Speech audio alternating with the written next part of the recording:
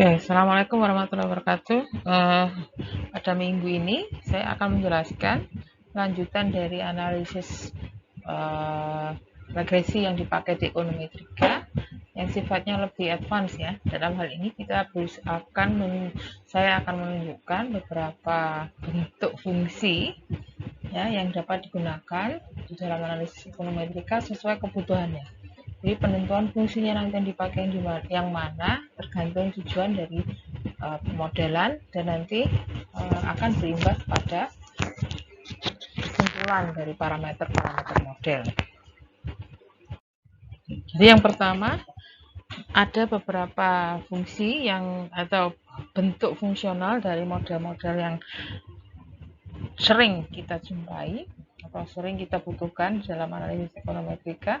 Semuanya di sini masih menggunakan metode kuadrat terkecil atau ordinary least square dalam pendugaan parameternya. Hanya saja sebelum melakukan pendugaan parameter, ada beberapa penanganan terlebih dahulu terhadap variabel respon maupun variabel prediktornya. Nah, karena di sini setiap bentuk fungsi mengacu kepada hasil pendugaan parameternya nanti dapat diinterpretasikan secara berbeda-beda ya, tergantung tujuan penelitiannya. Yang pertama ada model linear dalam artian responnya tetap linear, prediktornya juga tetap linear. Nah, di sini biasanya model ini dipakai ketika dibutuhkan pengukuran koefisien marginal dari suatu hubungan antar variabel, Kemudian yang kedua, ketika kalian harus melakukan transformasi log pada kedua variabel, respon maupun prediktor. Biasa log atau len gitu ya. Ini saya tulis sini log atau len karena biasanya model yang dibutuhkan itu berbasis lebih mudah menggunakan len dalam interpretasinya nanti. Akan saya tunjukkan nanti. Jadi ini model log-log atau model len yang biasanya dipakai untuk mengukur koefisien elastisitas. Jadi di dalam teori ekonomi, koefisien elastisitas di sini mengukur perubahan satu variabel dalam satuan persen akibat perubahan variabel yang lain yang juga dalam satuan persen. Jadi di sini arahnya lebih ke persentase perubahan. Kalau koefisien marginal arahnya lebih ke perubahan dalam satuan unit ya. Model yang ketiga adalah model yang dipakai untuk mengukur laju pertumbuhan. Model ini biasanya menggunakan transformasi len atau log pada responnya saja, sedangkan prediktor tetap linear. Model yang keempat adalah model yang sifatnya menyamakan laju peningkatan respon laju peningkatan respon yang jauh lebih lambat daripada laju peningkatan prediktor. Jadi di sini kalau respon meningkatnya secara aritmatik jadi penjumlahan gitu ya. Kalau prediktor naiknya secara geometrik, secara perkalian. Nah, di sini untuk menyamakan lajunya yang lebih cepat ini ditransformasi. Sehingga responnya tetap linear, prediktornya ditransformasi log atau len. Karena log atau len di sini tujuannya adalah membuat bentuk yang tadinya eksponensial menjadi linear. Nah, ini contoh saya yang pertama. Ketika kamu membutuhkan hasil penelitianmu dibutuhkan untuk mengukur koefisien marginal. Jadi sudah saya bilang modelnya model linear. Nah, saya langsung menunjukkan di sini ketika kita berhadapan dengan penduga ya. Ketika kamu mendapatkan penduga model, kamu menyatakannya dalam bentuk beta 1 topi plus beta 2 topi kali prediktor. Kebetulan contoh saya di sini satu aja. Misalkan, jadi contohnya seperti beberapa minggu yang lalu ya, kita menggunakan contoh sejak beberapa minggu yang lalu digunakan contoh Y sebagai adalah konsumsi, X adalah pendapatan, di mana beta 2 ini sudah saya nyatakan penduga dari marginal propensity to consume. Jadi seberapa besar perubahan pendapatan akibat seberapa besar perubahan konsumsi akibat perubahan pendapatan. Nah, interpretasi dari model ini kalau secara kalkulus ya, kamu bisa buat turunan dari Y terhadap beta 2 turunan dari Y terhadap X. Apa ya? Variabel X-nya cuma satu, Y topi ini fungsi dari X. Jadi seperti pada kalkulus seperti biasa, ketika kamu mempunyai fungsi X, anggaplah begitu ya, yang seolah-olah bentuknya ini. Nah, kamu disuruh mencari turunan dari fx terhadap x, di sini hasilnya beta 2. Hanya saja di sini kita kembangkan fx ini, maksudnya di sini ada y topi model, menduga model, sedangkan turunan dari dy topi terhadap x di sini ya adalah besaran penduga slope yang kita peroleh dari OLS. Nah, kalau masih bentuk begini kan ini notasi kalkulus, sehingga kita perlu elaborasi sesuaikan dengan konsep yang ada di ekonomi. Jadi ketika saya menyatakan dy per dx sama dengan beta 2 topi, saya bisa balik. Berarti kalau saya tahu nilai beta 2 topi, itu artinya ya adalah secara kalkulus tadi dy dx. Nah, secara ekonomi artinya dy di situ adalah perubahan y yang bisa kamu tulis dalam bentuk y sesudah dikurangi y sebelum. Bawahnya dx bisa dinyatakan dalam delta x yang bisa dengan mudah kita rubah menjadi x2 min x1 x sesudah dikurangi x yang sebelum.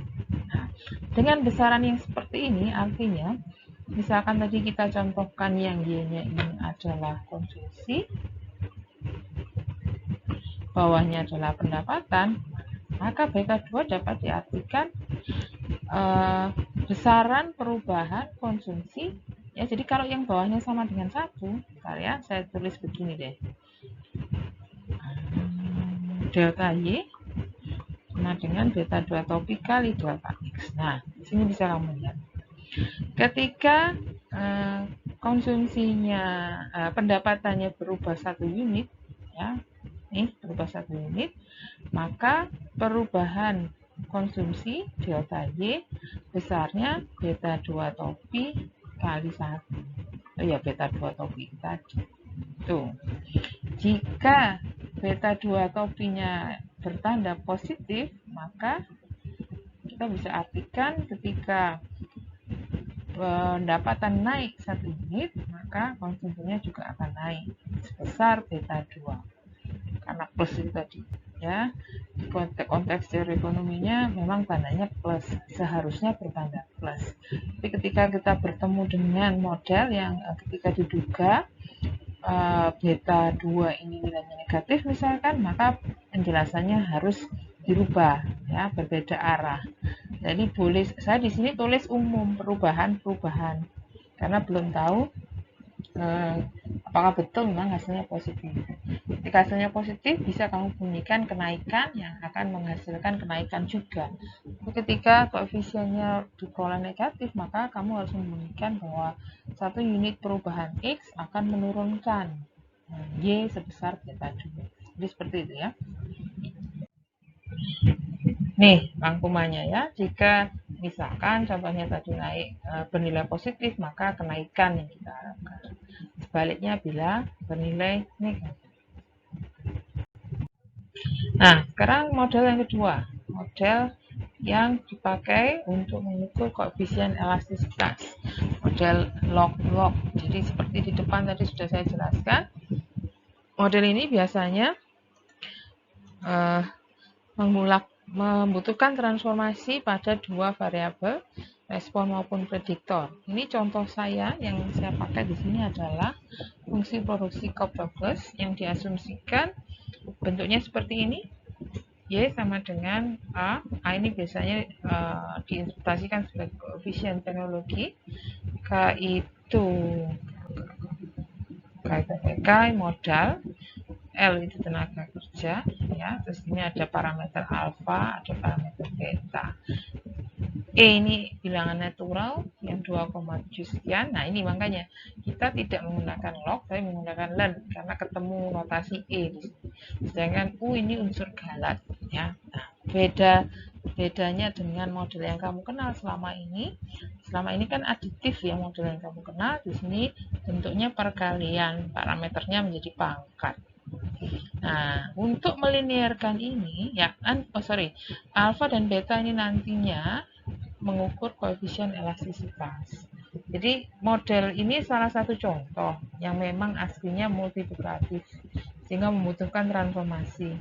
Nah, apakah model log-log tidak bisa dipakai untuk kasus yang lain? Bisa. Ya, bisa untuk kasus yang lain selama tujuannya itu untuk memperoleh koefisien elastisitas.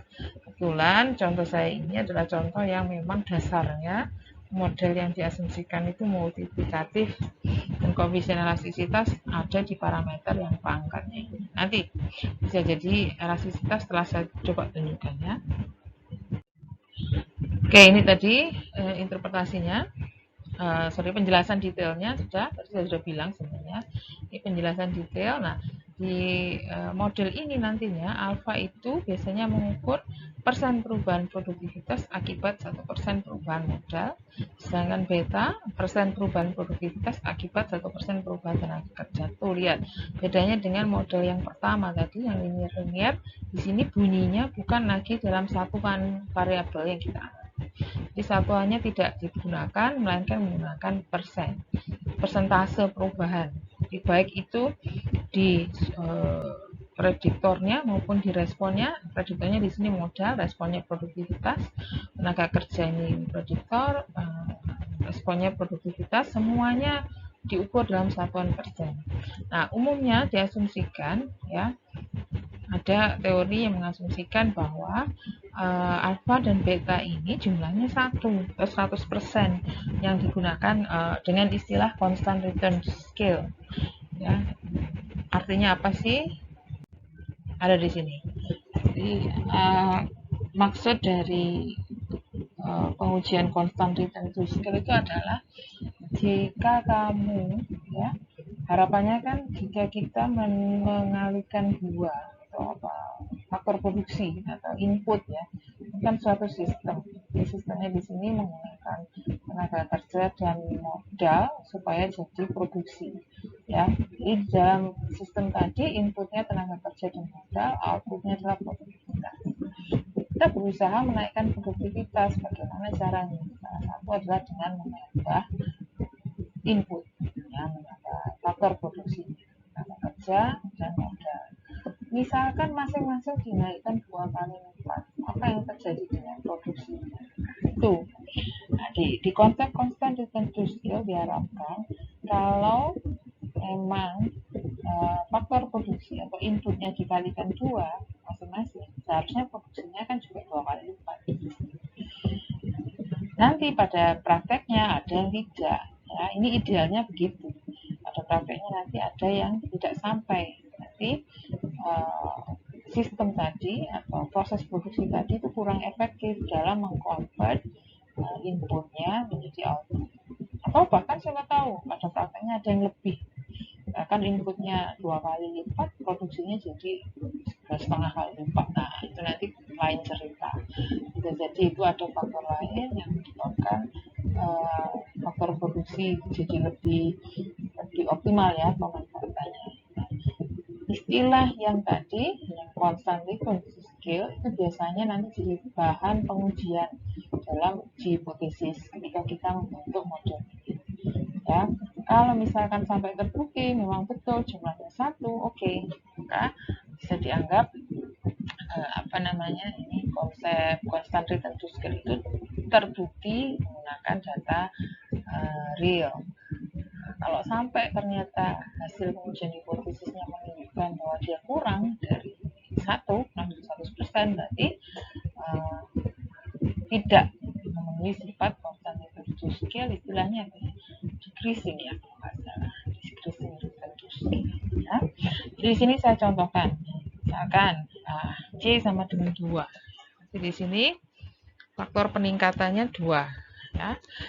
K2 modal setelah peningkatan itu kalau diukur adalah 2 kali modal awal. Tenaga kerja juga begitu. Setelah terjadi peningkatan, besarannya 2 kali tenaga kerja yang pertama. Kemudian Y1 sesuai rumusnya tadi adalah A K1 pangkat alfa kali L1 pangkat beta. Sehingga kalau saya mau mengganti Y2, menghitung Y2, maksud saya A-nya tetap, K1 saya ganti menjadi K2 pangkat alfa, L1 menjadi L2 pangkat beta. Karena hubungannya saya sudah tahu, K2 ini saya ganti menjadi 2K1. L2 saya ganti menjadi 2L1 pangkat beta. Oke, ini saya sengaja mengeksklud galat ya sementara. Ini kalau saya benahi, maka A ini tetap di depan, 2 menjadi pangkat alfa, K1 pangkat alfa, 2 pangkat beta, L1 pangkat beta. 2 yang ini dan 2 yang ini bisa saya kumpulkan. Saya pindahkan ke atas ya. Jadi Y2 sama dengan A, 2 pangkat, pangkatnya dijumlah. Sedangkan suku yang K dan L sama-sama tinggal yang berindeks 1. Di sini pangkat alfa, L indeks 1 pangkatnya beta. Kalau kamu cermati, ya, ini saya taruh depan. Yang ini adalah bentuk fungsi produksi yang pertama. Ini Y1. Ya, berarti Y2 apa hubungannya dengan Y1? Tergantung dari berapa besar alfa dan beta di sini. Jika memang betul alfa plus beta jumlahnya 1, maka di sini akan 2 kali lipatnya. Ya, kembali ke faktor peningkatannya sebesar C tadi. Inilah yang disebut dengan constant reduced scale. Nah, jika benar terpenuhi sifat ini. Membuktikannya harus dengan menggunakan data.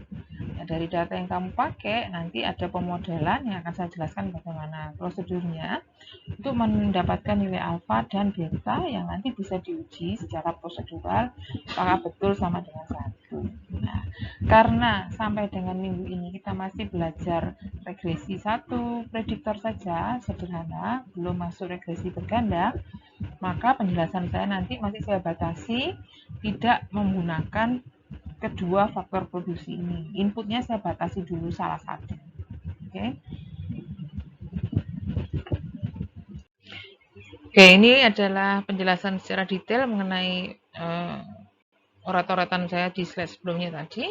Jadi bisa kamu lihat di sini, memang ketika kita bisa membuktikan bahwa alfa plus beta sama dengan 1, maka bentuk constant reduced scale akan terbukti. Ya, jadi di sini ketika dua-duanya sama dengan 1, maka produksi yang kedua, produktivitas yang kedua adalah 2 kalinya sebelum terjadi peningkatan faktor produksi. Nah, model log-log ini ya, kembali ke tadi asumsi awal fungsi produksi yang multiplikatif. Nah, saya berusaha melinearkan bentuk multiplikatif tadi dengan transformasi len di kedua ruas. Ruas kiri ditransformasi len menjadi len Y.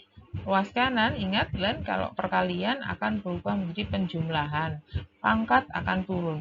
Ya, jadi di sini len A, alfa kali len K, beta kali len L plus U len E sebetulnya ya. Jadi di sini yang belakang ini ketika saya lenkan seharusnya bunyinya U len E.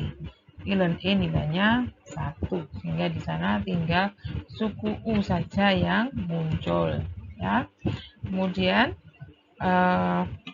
saya coba buat bahwa di sini ada len A ini nanti data kita nanti ya, variabel yang kita amati nanti bentuknya hanya ada di respon berupa produktivitas, entah itu dalam besaran uang atau besaran produk ya.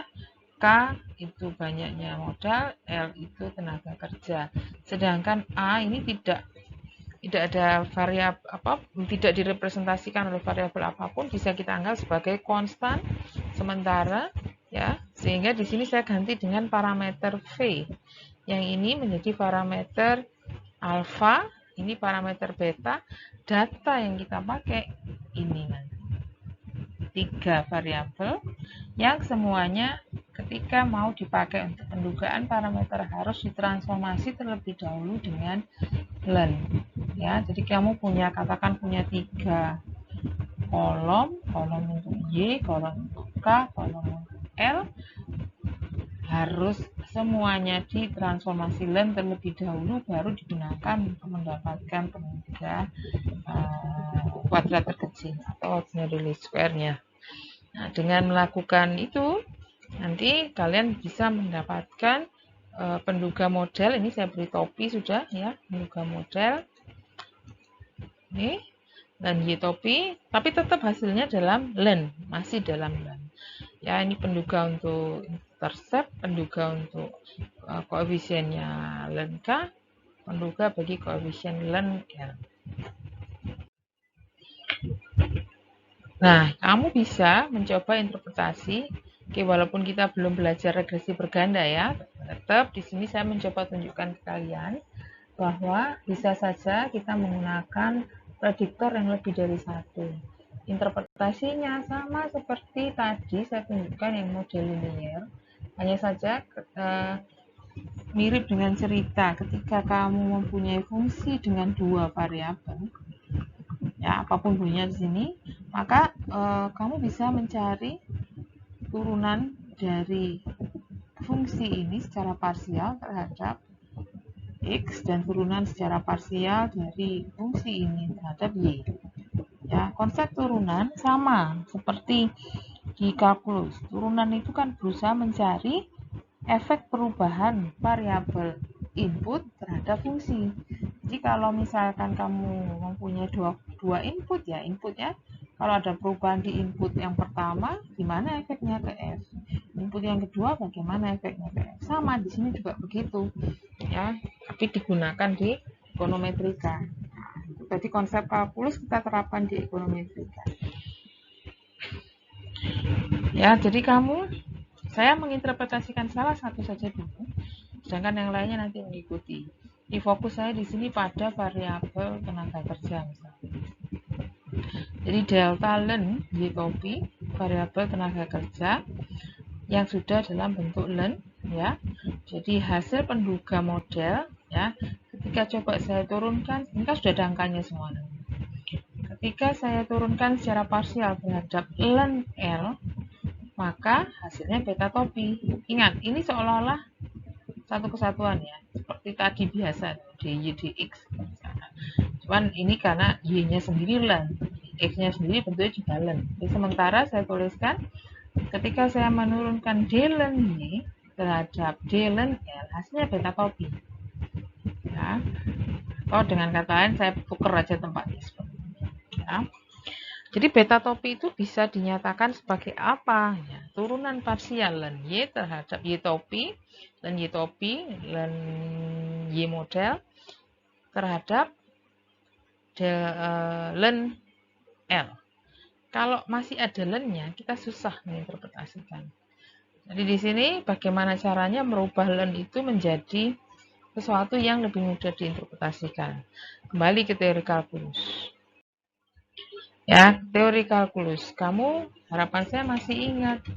Di kalkulus itu ada teori, kalau saya punya, nggak harus delta ya, D juga boleh, nanti kita sesuaikan aja.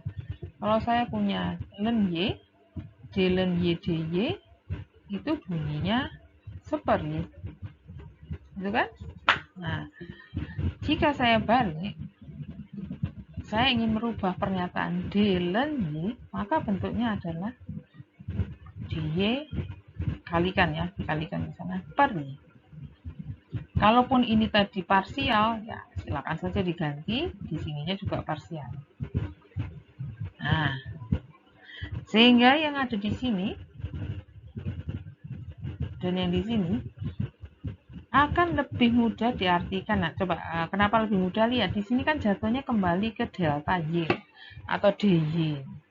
Seperti contoh saya di perubahan marginal tadi, kalau kita sudah ketemu dy, secara kalkulus itu d atau do kalau parsial. Secara ekonomi itu perubahan, bisa kamu ganti menjadi delta, yang artinya selisih antara kondisi sebelum dan kondisi sudah dan sebelum. yang jauh lebih mudah diartikan. Kalau D atau delta, atau kalau di len itu masih sulit. Tapi kalau sudah ketemu DY, selangkah lagi menuju delta perubahan atau selisih antara kondisi sesudah dan sebelum. Nah, jadi di hasilmu ini, ketika saya punya do, len, y, topi, harus saya rubah menjadi begini. Ya, jadi saya rubah menjadi seperti itu, yang bunyinya jadi begini, yang di bawah ini. Jadi do, len, y, topi, saya ganti menjadi do, y per y. Sedangkan yang bawah, do, len, l, saya ganti menjadi do, l per l. Ya, boleh saja ini saya ganti menjadi delta langsung, maaf ya, ini seharusnya lebih tepat delta. Delta di situ mengukur perubahan Y dan perubahan L sesudah dikurangi sebelum. Yang sudah dibagi dengan Y mula-mula biasanya. Kalau untuk mempermudah ini dibagi Y mula-mula. Oke, jadi konsepnya jika ingin menginterpretasikan beta ya yang semula menjadi turunan dari len Y terhadap len L, bisa diganti dengan rasio antara perubahan Y per Y dengan perubahan Y per L. Yang ketika saya telusuri lagi, perubahan itu biasanya lebih sering dinyatakan dalam persentase. Jadi kalau delta Y per Y ini bunyinya Y2 kurang Y1 per Y1, biasanya dinyatakan dalam notasi persen yang dikalikan 100%. Jadi di sini persen perubahan produktivitas. Sedangkan yang L, misalkan ini tadi bunyinya delta L per L, saya ganti menjadi selisih antara sesudah dan sebelum per sebelum kali 100%, maka dia mengukur persen perubahan tenaga kerja. Yang ini persen perubahan produktivitas, yang bawah persen perubahan tenaga kerja. Sementara saya mengartikan yang dari tenaga kerja dulu, yang sehubungan dengan modal, bisa dilakukan analisis yang sama, tapi tidak saya bahas di sini secara detail. Asumsinya tetap dulu. Jadi kalau saya menganalisis perubahan pada salah satu faktor produksi, anggapannya faktor produksi yang lain tidak mengalami perubahan. Ya, jadi ini ketika saya kembalikan letaknya ke beta topi, tadi di beta topi kan adanya hanya suku yang ini ya. Nah, hanya ada suku yang ini, jika kamu tambahkan 100% di pembilang, 100% di penyebut, maka nilainya akan tetap seperti semula. Jadi karena 100% dan 100% ini kan saling meniadakan, jadi nggak masalah ya. Ini hanya dipakai untuk membantu interpretasi. Jadi kamu bisa menginterpretasikan sekarang dengan adanya persentase ini. Jadi yang bawah adalah perubahan tenaga kerja dalam persen. Anggap saja, misalkan ini saya tulis, saya rubah bentuknya ya. Jadi ketika kamu ingin mengetahui persen perubahan Y, maka kamu mendapatkannya dari beta 2 topi kali persen perubahan tenaga kerja. Saya tulis gini aja biar mudah ya. Ketika persen perubahan tenaga kerjanya sebesar 1%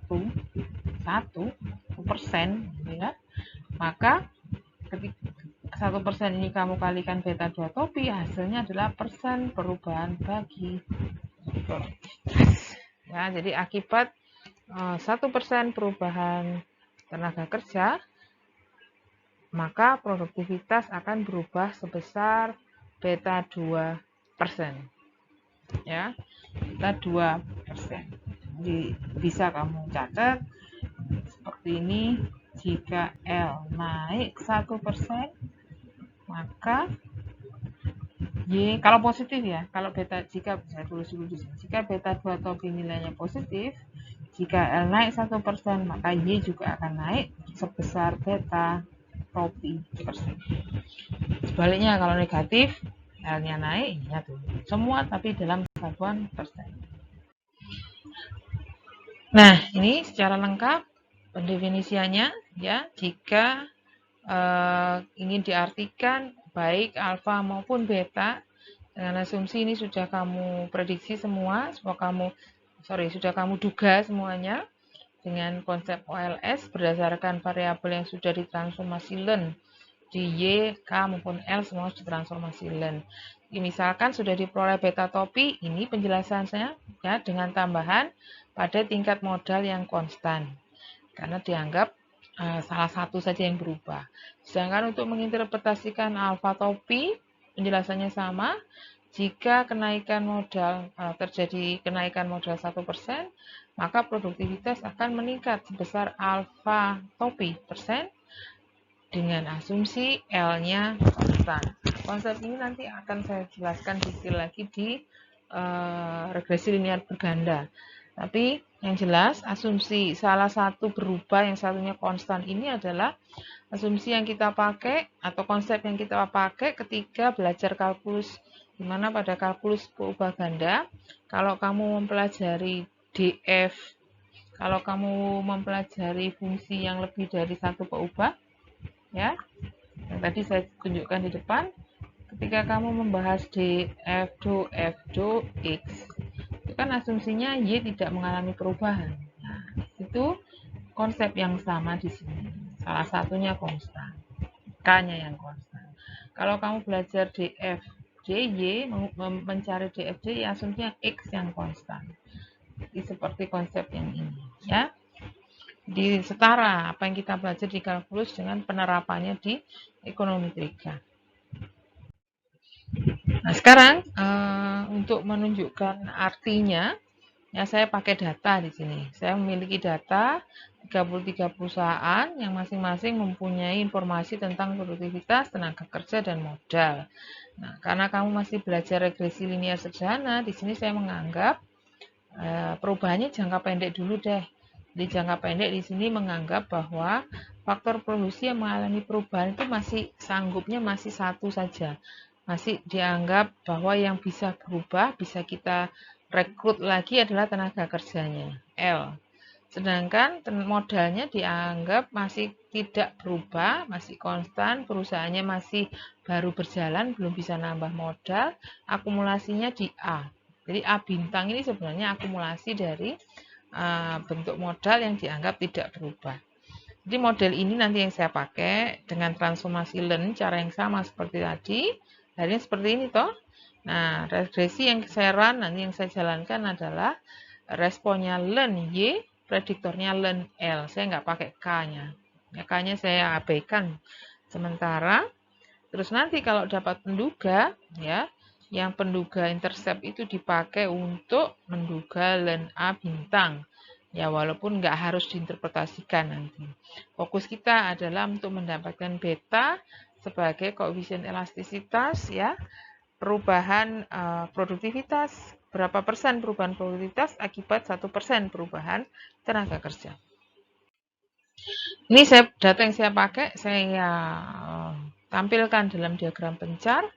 Seperti itu, ya. Minggu lalu sudah saya tunjukkan bagaimana membentuk diagram pencar menggunakan Gretel. Ini saya juga pakai itu. Secara sekilas ada ya bentuk linearnya, semakin besar len L, semakin besar len Y-nya. Ya, jadi situ hubungan positif yang terbentuk sehingga sah saja ketika saya bilang tadi kenaikan ya, kenaikan atau ketika tenaga kerja dinaikkan 1%, produktivitasnya juga akan naik. Ya, berapa persen ini yang masih akan kita cari. Nah, saya running regresi ya, len L sebagai prediktor, len Y sebagai respon. Dari output ini bisa kamu lihat angka min 0,372 ini jadi penduga intercept, angka 1,116 di sini jadi penduga beta. Ini signifikan, saya belum ngomong tentang asumsi ya, anggap saja ini asumsinya terpenuhi. Ini hasil uji T parsial ya, yang minggu lalu saya tunjukkan adalah hasil rasio antara, ya sebetulnya bukan rasio ada, tapi karena beta hipotesisnya 0 gitu ya. Harusnya berbunyi beta topi min beta per standar error beta topi. Karena ini hipotesisnya berbunyi 0, maka hasil T hitung itu sebetulnya berasal dari rasio antara beta topi dan standar errornya yang hasilnya sebesar 8,179 itu. Ini hasilnya ini. Sedangkan ini nilai pi, ya, minggu lalu sudah coba saya jelaskan bagaimana memperoleh nilai pi, bisa pakai bantuan Excel, atau kalau di sini sudah ada, ya artinya bisa kamu lihat sendiri di situ angkanya kecil sekali, ya. Peluang berbuat salahnya jika kamu menolak H0 sangat-sangat kecil, sehingga kamu berani menolak H0. Dari aspek uji serempak ini sama, ya sudah pernah saya jelaskan di StatMat bahwa T itu setara dengan F. T kuadrat itu ya jadi distribusi F, sehingga kalau kita memperoleh statistik uji T, statistik uji F itu nanti nilai pi-nya akan sama dengan statistik uji F ketika kita hanya berurusan dengan satu prediktor di dalam regresi. Tapi kalau regresinya lebih dari satu prediktor, beda hasilnya, ya. Oke, R kuadrat 0,68 berarti 68%. Oke, yang saya pastikan di sini koefisien elastisitas perubahan tenaga kerja terhadap koefisien elastisitas produktivitas terhadap perubahan tenaga kerja di sini besarannya kita anggap signifikan, betul tidak sama dengan 0. Kemudian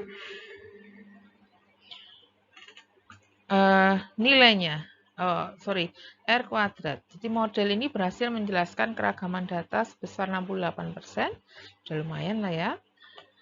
Kemudian secara simultan parameter model juga signifikan. Nah, kamu ya, misalkan ditanya, Bu, apakah min 0,372 ini harus kita interpretasikan? Di kasus ini tidak harus, ya. Saya bisa, tujuan saya yang utama di kasus ini adalah ini, mengartikan koefisien elastisitas dari perubahan tenaga kerjanya. Nah, di contoh ini ketika menggunakan data, diperoleh hasil 1,116. Nah, ceritanya sesuaikan ya dengan guideline yang tadi saya jelaskan. Jika tenaga kerja meningkat 1%, maka produktivitas akan meningkat sebesar 1,116%.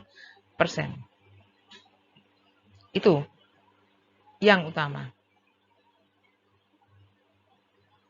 Mengenai hipotesis yang lain sementara belum. Jadi di sini aspek yang ingin saya jelaskan adalah ketika kamu memodelkan menggunakan model log, maka model yang kamu pakai itu menghasilkan penduga parameter, khususnya parameter yang berhubungan dengan prediktor, ya, maka parameter ini ketika diduga dapat diinterpretasikan sebagai koefisien elastisitas.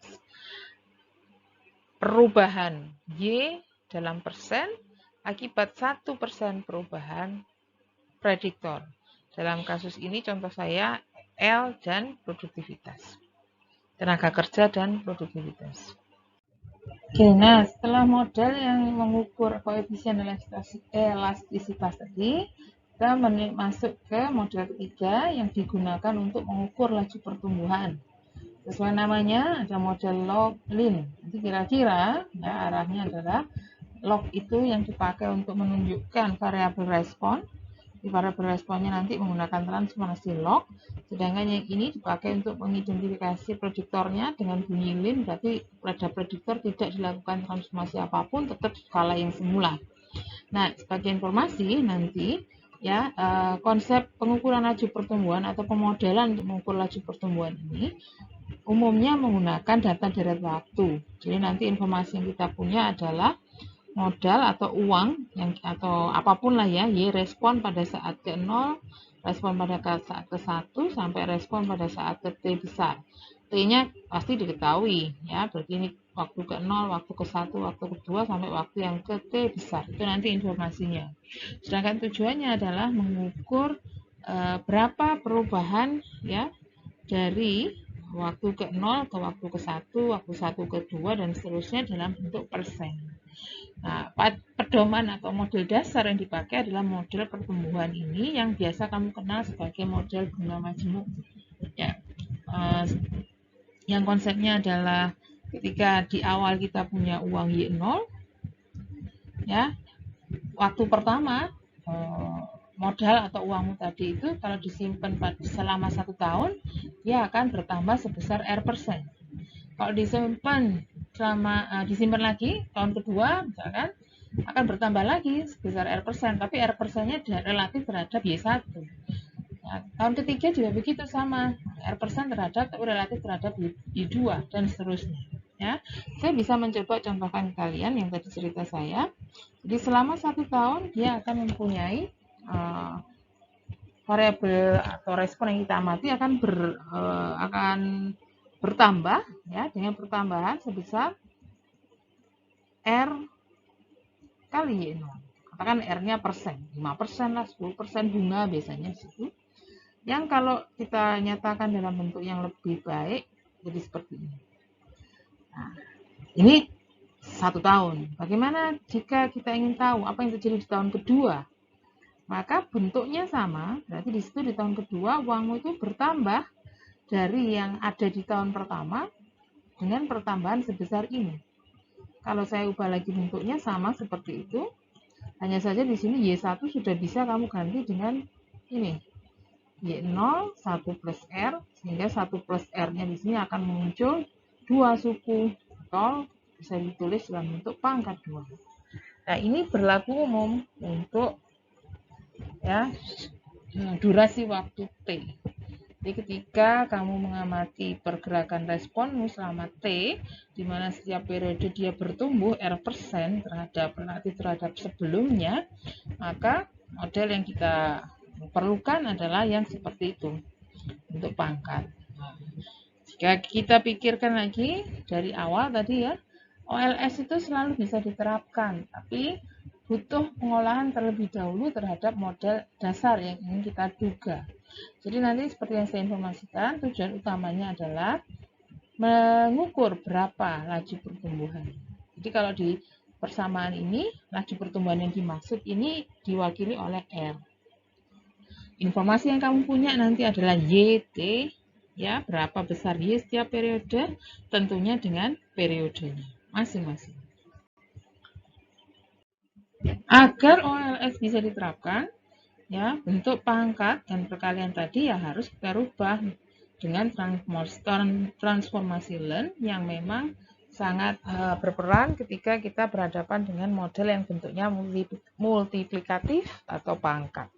Jadi dengan melakukan transformasi Lens di kedua ruas, hasilnya seperti ini.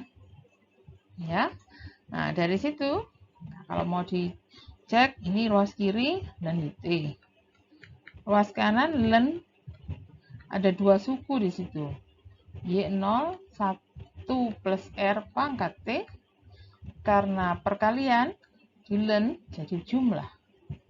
Ya. Pangkat jadi perkalian. Seperti ini. Oke. Nah, dari sini sudah terlihat bahwa ini sebetulnya bentuk aditif. Tapi belum terdefinisi secara jelas mana data, mana parameter. Jadi saya informasikan di slide sebelumnya. Untuk kasus ini, ya kamu tahu atau kamu punya informasi tentang respon pada saat T. Anggap saja T-nya itu mulai 1 ya, walaupun tadi saya contohkan ada 0 gitu, tapi itu 0 pada dasarnya nggak ikut periode pengamatan kan, kita nggak tahu. Jadi anggap saja amatan yang kamu punya itu mulai T sama dengan 1. Jadi kamu punya Y1, Y2, Y3 dan seterusnya.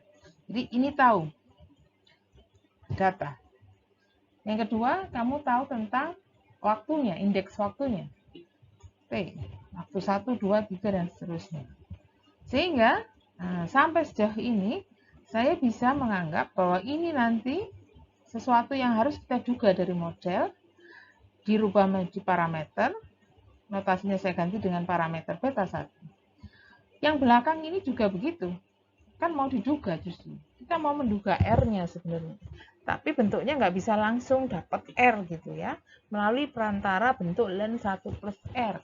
Bisa saya rubah menjadi, katakan Lens 1 plus R ini saya namakan beta 2, variabel prediktornya adalah T. Oke, jadi di sini lihat, akhirnya persamaan yang tadinya bentuk pangkat mengukur yang berusaha mengukur YT ya, setiap Y di setiap T akibat pertumbuhannya sebesar R persen setiap periode, bisa saya rubah menjadi bentuk linier, tapi di situ hanya pada respon Y yang ada transformasi lengthnya. Kemudian di ruas kanan ada bentuk aditif beta 1 plus beta 2T. Di sana tersembunyi bahwa beta 1 itu sebenarnya adalah length Y0, beta 2 adalah length 1 plus R. Sedangkan T adalah kode untuk waktunya. Kode untuk indeks waktu. Ya. Kemudian kalau mau membuatnya jadi bentuk stokastik tinggal tambah unsur galat U di situ. Jadi nanti di sini sesuai data yang kamu punya data Y setiap periode waktu, kamu buat length ya. Jadi tabelnya misalkan tabel Y setiap periode waktu, sedangkan prediktor yang kamu pakai adalah indeks waktunya. Lakukan estimasi pendugaan parameter dari model ini menggunakan kuadrat terkecil, bisa. Nanti yang kamu peroleh adalah beta 1 topi, beta 2 topi. Ya, yang nanti akan saya tunjukkan bagaimana mengartikannya. Artinya nanti harus kembali sesuai tujuan. Tujuannya adalah mengukur laju pertumbuhan yang tadi ya saya notasikan dengan R. Nah, dari beta 1 topi dan beta 2 topi itu nanti yang mana yang ada unsur R-nya, itulah yang jadi pusat perhatian kita, yang harus kita interpretasikan dengan benar. Nah, kembali ya ke modelnya. Jadi nanti ini kebetulan contoh yang saya pakai adalah contoh yang menggunakan indeks waktu ya. Secara spesifik dipakai untuk mengukur laju pertumbuhan. Tapi jika kamu ketemu permasalahan lain yang ruas kiri atau respon di transformasi length, sedangkan ruas kanan prediktor tidak tetap menggunakan skala aslinya, interpretasi yang akan saya jelaskan ke kalian ini tetap bisa diterapkan. Ya, jadi contoh saya ini memang spesifik untuk kasus laju pertumbuhan yang bentuk responnya length, prediktornya pangkat 1 ya, T ya, secara spesifik bahkan itu T. Bukan tidak mungkin nanti suatu saat kalian membutuhkan transformasi yang sama walaupun hasilnya model yang dijadikan dasar adalah bukan model pertumbuhan. Ya, jadi nanti bekalmu ya, analisis saya mengenai interpretasi khususnya interpretasi pada slope itu bisa diterapkan secara general. Tidak harus pada model pertumbuhan. Secara general dalam artian ya kalau responnya dilengthkan, prediktornya pangkat 1 tidak diapa-apakan, interpretasi yang sama boleh diterapkan di situ. Ingat-ingat ya. Nah, sekarang saya langsung masuk dulu ke interpretasi dari slope mengenai intercept nanti dulu. Jadi secara kalkulus, kalau kamu ketemu bentuk yang seperti ini, maka beta 2 topi itu sebenarnya adalah turunan dari length Y terhadap T. Seharusnya begitu. Ya. Nah, orang terapan lihatnya bukan melihat kalkulusnya, tapi langsung apa sih arti dari beta 2. Nah, di sini sementara saya pinjam dulu konsep kalkulusnya. D length Y T DT. Di slide sebelumnya, ya, model sebelumnya yang menggunakan length, saya sudah menjelaskan bahwa D length YT itu sebenarnya bisa kamu rubah dengan bentuk ya DY topi DY topi YT, DY per Y gitu ya, seperti karena asalnya dari D length Y DY itu hasilnya seperti Y. Nah, jadi ketika saya butuh D length Y, kamu mengalihkan ini ya, DY dengan super Y. Nah, sekarang bunyinya di sini DY-nya saya taruh atas ya, DYT per YT, bawahnya DT. Nah, sama seperti model yang sebelumnya juga. Kalau ketemu bentuk yang seperti ini, itu interpretasinya perubahan Y relatif terhadap semula. Ya, yang di slide sebelumnya, yang di model sebelumnya ini saya rubah menjadi bentuk ini. Yang bawahnya begini katakan, supaya sinkron dengan konsep D itu ya perubahan. Cuman kalau di kalkulus D itu biasanya sangat kecil. Kalau di terapan ekonomi ya D itu perubahan. Selisih antara sesudah dan sebelum, ya. Nah, yang ini, ingat yang sebelumnya tadi, biasanya dinyatakan dalam satuan persen. Nah, kalau misalkan hal yang sama ingin kamu lakukan di sini, silahkan saja. Tapi ingat, ini aslinya kan nggak ada persennya ya. Nah, kalau ingin kamu nyatakan dalam persen, ya ini harus kamu kalikan dengan 100%, yang tidak hanya di kanan, tapi di kirinya pun juga harus dikalikan 100%. Oke? Nah, di sini yang tadi saya bilang, untuk menyatakan perubahan Y ya relatif terhadap semula dalam satuan persen, maka ruas kiri dan kanan kalikan 100%, bawahnya tetap dt karena di sini mencirikan ini sama dengan ya pembilang adalah persen perubahan Y, penyebut adalah unit, 1 unit perubahan waktu. Berapa besarnya ruas kiri di sini harus dikalikan dengan 100%. Nah, di sini beta 2 kali 100% inilah nanti yang dipakai untuk mengukur laju pertumbuhan dari Y waktu ke waktu. Kenapa? Kalau kamu misalkan saya mau menceritakan di sini ya, interpretasinya beta 2 kali 100% itu adalah persen dari waktu ke waktu ya, atau dari T ke T plus 1, respon saya itu berubah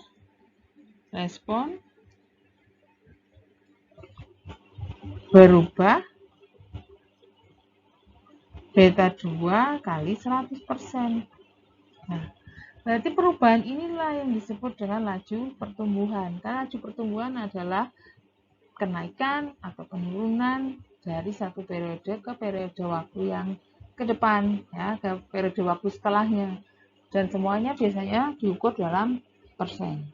Jadi kalau saya bilang di bawahnya ini setiap unit waktu, itu maksudnya dari T ke T plus 1, dari waktu sekarang ke waktu ke depan, satu periode waktu ke depan, responnya berubah. Bisa naik, bisa turun, tergantung tandanya beta 2. Perubahannya berapa? Beta 2 kali 100%. Itu kan laju pertumbuhan berarti. Oke. Jadi di sini model laju pertumbuhan berhasil kita kita duga khususnya di laju pertumbuhannya dengan perantara OLS, tapi dengan catatan hasil penduga OLS-nya tidak bisa langsung dipakai, harus dikalikan 100% terlebih dahulu. Oke, ini catatan saya. Oke. Jadi ketika kamu mendapatkan hasil ini, ya, kalikan dulu dengan 100%, baru itulah ukuran pertumbuhan. Laju pertumbuhan yang kita butuhkan. Ini contohnya. Jadi saya punya contoh di sini data yang tadi saya bilang dari kuartal 1 sampai dengan 93 sampai dengan 98 kuartal 3. Data kuartalan di sini. Ada total pengeluaran pribadi per kapita, personal expenditure, satuannya jutaan dolar tahun 92. Ditanyakan berapa sih laju pertumbuhan total pengeluaran dari kuartal 1, kuartal T ke kuartal T plus 1. Nah, di sini saya menggunakan indeks ya. Jadi tahun 93 kuartal 1, 93 kuartal 2, dan seterusnya itu saya tidak pakai tahun dan kuartalnya, melainkan dirubah. Kalau 93 kuartal 1 ini saya ganti indeksnya, saya gunakan indeks 1, ini saya gunakan indeks 2, yang ini saya gunakan indeks 3 dan seterusnya. Jadi nanti kamu akan punya data seolah-olah di sini personal expenditure ya. Di periode pertama, kedua, ketiga ini T-nya. Ini angka tahun pertama, angka tahun kedua, angka tahun ketiga, angka untuk periode pertama, periode kedua, periode ketiga, dan seterusnya. Yang saya pakai untuk mendapatkan model yang ini dipakai sebagai X tanpa transformasi apapun, yang ini dilakukan transformasi len terlebih dahulu. Ya, dilenkan terlebih dahulu. Nih, output yang saya peroleh adalah seperti ini. Len personal expenditure hasilnya begini. Ya, saya fokus pada intercept, slope 0,00814.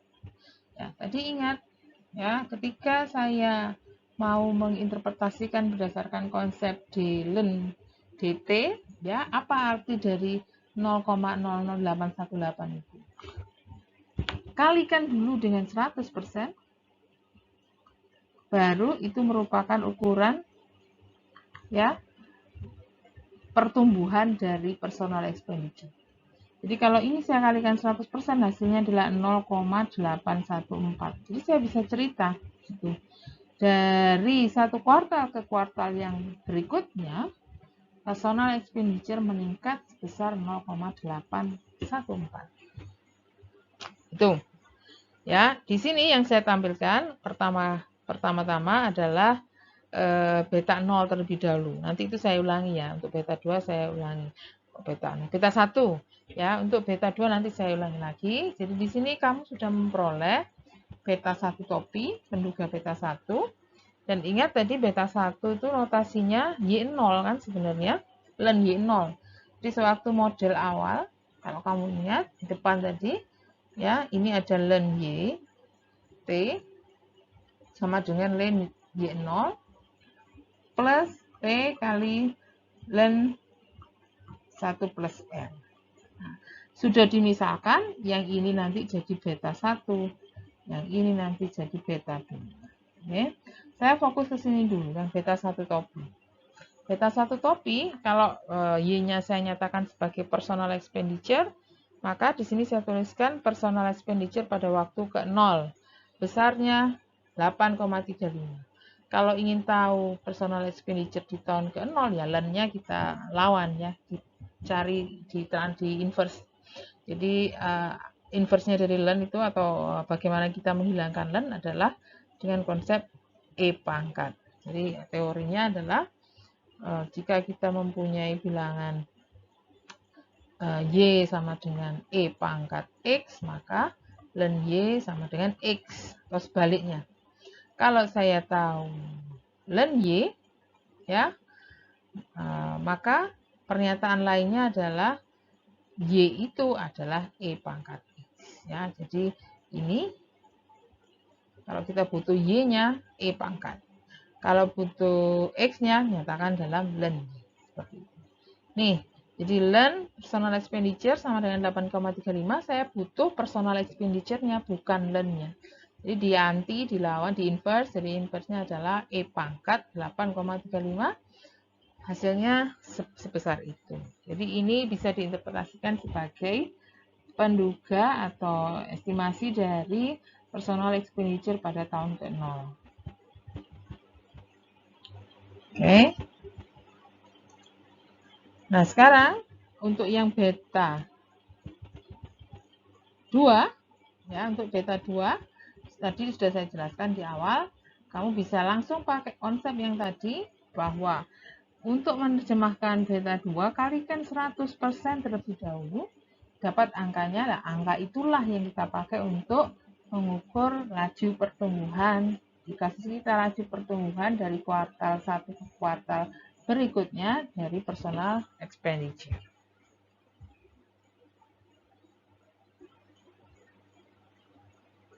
Oke, ini interpretasi dari intercept-nya.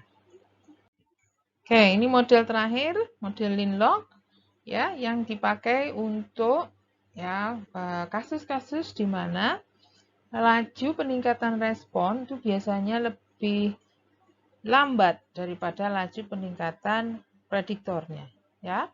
Makanya di situ bisa kamu lihat yang respon itu dengan nama ini ya tidak dilakukan transformasi apapun, tetap dalam skala aslinya linear, sedangkan prediktornya karena laju kenaikannya yang terlalu tinggi, terlalu cepat, maka dilambatkan dengan memberikan transformasi learn. Ya, jadi ingat selalu, learn itu adalah transformasi yang dipakai untuk melinearkan bentuk perkalian dan pangkat. Jadi di situ perannya memperlambat ya, supaya tidak multiplikatif, tapi sifatnya aditif. Nah, dari cerita saya ini, ya contohnya secara spesifik adalah contoh angle expenditure, di mana peneliti, ya angle ini orang yang meneliti, berusaha mengidentifikasi hubungan antara pengeluaran untuk makan dan total pengeluaran. Ya, dia mengasumsikan bahwa pengeluaran untuk makan itu bisa dibentuk sebagai fungsi dari total pengeluaran. Ya, jadi semakin besar tingkat pengeluaran orang satu rumah tangga, ya akan memperbesar pengeluaran untuk makan. Jadi total pengeluaran mempengaruhi total pengeluaran untuk makan. Dia menyatakannya seperti itu. Cuman apa namanya? Bisa kamu lihat di sini, kalau total pengeluaran itu kan komponennya macam-macam ya. Jadi bisa dari komponen pengeluaran untuk transport, pengeluaran untuk konsumsi makan, pengeluaran untuk sekolah, biaya listrik, dan lain-lain. Sedangkan pengeluaran untuk makan ya hanya spesifik untuk makanan saja. Nah, di sini jika terjadi sesuatu yang menaikkan total pengeluaran, misalkan ada kenaikan harga bensin gitu ya, otomatis yang naik itu tidak hanya ya yang dipakai untuk konsumsi makan, pasti yang naik macam semuanya, semua aspek dari atau semua komponen dari total pengeluaran, sehingga kenaikannya bisa jadi jauh lebih signifikan, jauh lebih besar ya, kali-kali lipat gitu ya bahasa saya secara geometrik, daripada pengeluaran makan yang hanya mungkin bertambah berapa rupiah ya. Jadi misalkan karena ada kenaikan BBM ya, harga makan pasti naik, pasti. Tapi naiknya kan hanya di satu komponen makanan. Nah, sedangkan total pengeluaran sumber kenaikannya bisa macam-macam, hampir dari semua aspek, sehingga kenaikannya berkali-kali lipat. Nah, ini sehingga angle itu berusaha melakukan transformasi ya untuk memperlambat laju kenaikan dari yang total pengeluaran. Sehingga dia memang tujuannya mau mengestimasi berapa sih apa namanya perubahan total makan ya, total pengeluaran untuk makan jika sampai terjadi perubahan dari total pengeluaran. Tapi di sini perlu penanganan terlebih dahulu. Jadi penanganan yang dia lakukan adalah ini data ya, datanya. Jadi dia punya data, yang ini data scatter plot dari data yang tidak dilakukan transformasi apapun, linear-linear. Yang ini sudah dilakukan transformasi sehingga bisa kamu lihat di situ untuk yang total pengeluaran ini kan skalanya besar ya, cukup besar. Di sini jadi agak lebih apa ya, katakan ini kenaikannya bisa dibuat lebih dalam skala yang lebih kecil gitu ya, jadi lean log. Jadi yang ini yang dilearnkan atau yang dilogkan adalah X, sedangkan Y-nya tetap skala yang asli ya. Ini kalau dilihat ini skala yang asli, ini learnnya. Ketika diduga ya dengan cara transformasi di prediktor, maka hasilnya seperti ini, dan saya ingin menunjukkan kalian bagaimana menginterpretasikan sehubungan dengan transformasi yang sudah dilakukan pada prediktor. Ya, sama seperti tadi konsepnya, kita pakai pendekatan kalkulus terlebih dahulu. Jadi Y ini kalau saya turunkan, nah masalahnya sekarang yang kanan ini bukan X, tapi ln X. Nah, supaya saya bisa bilang hanya bisa menyatakan itu dalam beta 2 topi, ya lakukan turunan, tapi turunannya terhadap d ln X, bukan dx. Lain lagi ceritanya kalau dx. Nah, padahal nanti di sini ya, begitu ada d ln X, ingat sama seperti yang tadi. Lakukan hal yang sama seperti tadi. D ln X itu artinya harus kamu rubah dalam bentuk perubahan Y. Ya. Oke, nah ini tadi turunan yang kita peroleh dari model ya, yang ruas kanannya masih dalam berbentuk len, sehingga kalau saya ingin menyatakan beta 2 topi saja secara kalkulus, itu sebetulnya adalah turunan dari Y terhadap len X ya. Nah, kalau kamu ketemu len X, nanti ingat-ingat seperti konsep saya yang sebelum-sebelumnya, nanti pasti akan menggunakan konsep ini. Jadi d len X itu adalah perkalian antara dy dx per x. Selalu kita pakai. Kalau tadi y, tadi kita pakainya d len y, jadi dy per y. Ya. Kalau ketemu d len x, ya akhirnya dx per x, perubahan x relatif terhadap x yang semula. Nanti akan kita pakai itu. Nah, sekarang ini bentuk ini saya rubah menjadi dy di ruas kiri, ruas kanannya beta 2 topi d len x. Nah, di sini ketemu yang saya maksud. Ada bentuk d len x, jadi bisa saya rubah menjadi yang saya tulis di situ, dx per x. Kemudian kembali lagi, ketika ketemu perubahan x relatif terhadap x semula, biasanya orang menyajikannya dalam bentuk persen. Kalau mau menyajikannya dalam bentuk persen, ini harus dikali 100%. Nah, kalau itu sudah dikali 100%, biar kembali ke bentuk semula, ya ini harus dibagi dong. Ya, karena dikali harus dibagi biar kembali seperti bentuk semula. Nah, itulah nanti yang kita pakai untuk menginterpretasikan. Jadi saya menginterpretasikannya sekarang satu kelompok beta 2 per 100 ini saya pindah ke ruas kiri. Yang ruas kanannya ya bentuk dari, atau dibalik lah ya ngomongnya, yang beta 2 per 100 ini biarkan, yang ini saya pindahkan ke sana. Nah, sehingga bentuknya menjadi dy topi, tapi di per dx perubahan x relatif terhadap semula dalam satuan persen. Oke, nah bunyinya ini nanti yang pembilang itu menyebutkan perubahan y satuannya unit. dy itu kan kalau saya interpretasikan seperti di depan itu y2 minus 1. Sedangkan persen perubahan x, 1% perubahan x itu adalah interpretasi dari bentuk penyebutnya. Karena di sini ukuran dari x2 min x1 per x1 kali 100%. Ya, jadi ketika menginterpretasikan parameter slope dari model Lin-Log, yang kamu harus lakukan adalah beta per 100 sebagai bunyi dari ya perubahan y akibat 1% perubahan x. Satuannya apa? Balik ke satuan y. Oke. Jadi ini yang ada di kotak ini kamu bisa rangkum. Jadi beta 2 per 100 itu adalah besar perubahan y, satuannya unit, ketika x berubah 1%. Kalau beta 2-nya positif, yaitu artinya kenaikan. Kenaikan y sebesar beta 2 per 100 unit akibat kenaikan x sebesar 1%. Ya. Jadi kasus apapun yang menggunakan model Lin-Log, responnya Lin, prediktornya di log, interpretasinya pasti begini. Walaupun saya secara spesifik ini menggunakan contoh angle expenditure. Ini angkanya. Jadi tadi data yang ada di plot itu coba saya buat penduga parameter. Saya fokus ke yang ini, ya. Ke sini. Karena ini yang tadi jadi analisis dasar dari analisis kita. 216. Membaca 216-nya itu tadi bagaimana?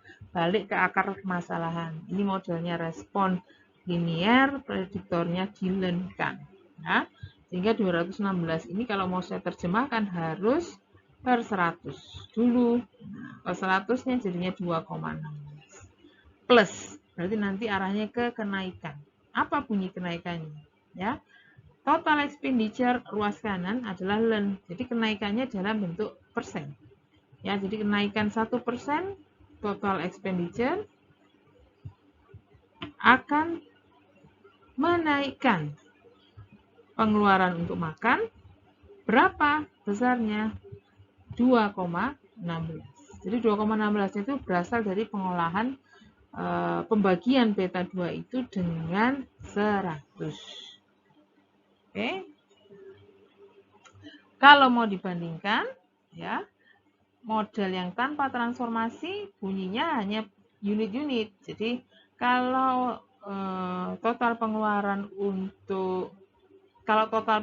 naik 1 rupiah, maka pengeluaran untuk makan naik sebesar 0,412 rupiah. Kalau model yang ini, ya, bunyinya seperti tadi cerita saya, naiknya itu jangan dibunyikan rupiah, tapi persen, 1%. Hanya saja efeknya terhadap makan, pengeluaran untuk makan berubah menjadi kembali ke rupiah dengan besaran yang berasal dari beta 2 per 100. Oke.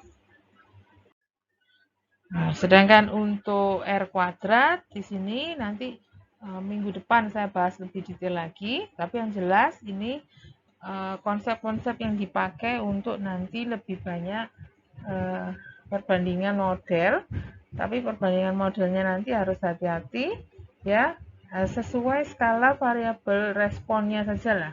Jadi kalau kamu mempunyai variabel respon yang berbeda transformasi, misalkan satunya lin, satunya log, itu tidak boleh dibandingkan R kuadratnya. Ya, jadi yang boleh dilakukan perbandingan R kuadrat itu hanya ketika ubah endogen itu mempunyai skala yang sama atau mempunyai bentuk fungsi yang sama. Jadi kalau tadi ada model log, ya harus sama-sama log Y. Log Y sama dengan sesuatu, ya log Y sama dengan bentuk yang lain itu baru boleh dibandingkan R kuadratnya. Ya, jadi itu yang utama. Jadi di sini saya contohkan misalkan kamu punya yang ini,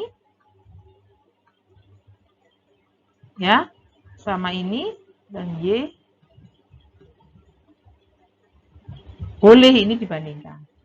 Tapi kamu tidak boleh membandingkan ketika kamu punya model yang ini. Ya, ln Y dengan Y, ya, sudah jelas ini lain. Nah, ya, satu fungsinya di ln kan, yang satu tanpa ln. Alasannya karena R kuadrat itu tersusun dari apa kemarin rumusnya? JK regresi dibagi JK total toh. Nah, JK total di sini diperoleh dari Y. Nah, kalau Y-nya beda fungsi, tidak sah, kita tidak fair membandingkannya. Ya, karena yang dipakai sebagai penyebut adalah Y. Jadi Y-nya harus sama-sama mempunyai bentuk fungsi yang sama.